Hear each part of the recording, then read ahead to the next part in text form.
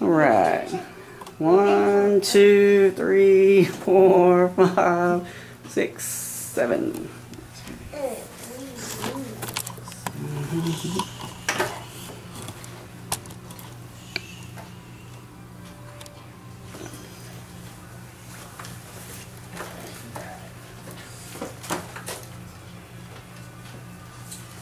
Alright guys, welcome to my speech. The cost of homelessness.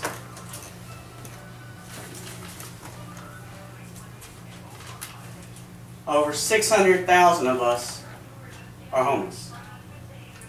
600,000 people is a cost that we can't overlook. Now most of the facts in this speech is from government and newspaper sites, along with a few biased sites like endhomelessness.org.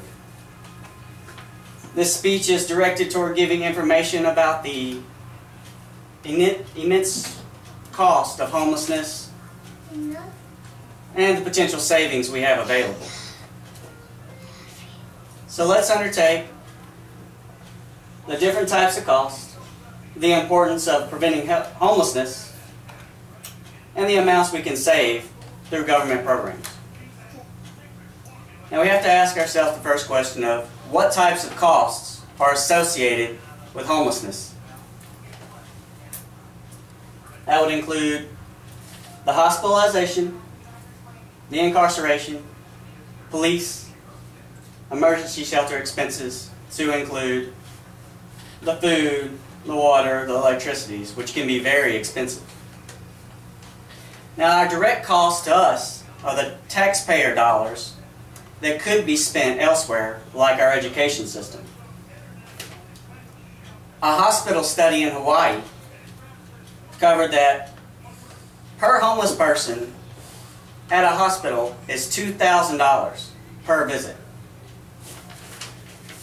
The same study in Hawaii, it is a lot. The same study in Hawaii on the psychiatric hospitalization of the homeless had an increase of over 100 times the amount of the non-homeless. Now, a university in Texas had a survey for 2 years, and they reported a cost of over $14,000 a year for incarceration fees of the homeless.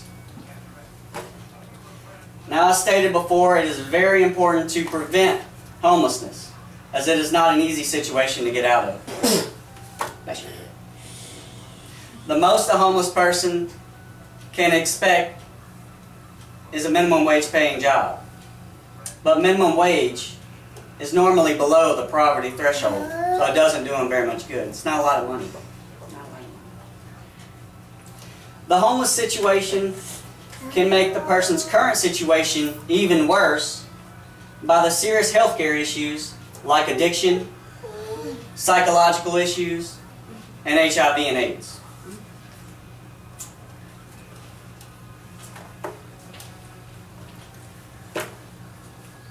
Now on to saving taxpayer dollars and preventing those that are going to be homeless from actually becoming homeless.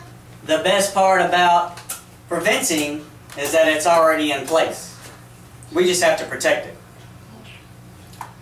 Following a Housing First program in Seattle, Washington, they showed an average savings of $2,400 per person when you compare it to an emergency shelter system that's already in place. So we need to understand the importance of government programs. And when politicians state that they are going to end a program, we have to know what the end result is going to be.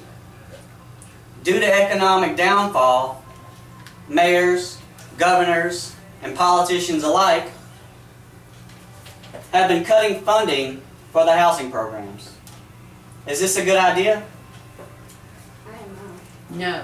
It's not a good idea, because those people end up on the streets. And we as taxpayers end up paying 3 times the amount we normally would have paid if we just would have picked up their original rent tab in the beginning.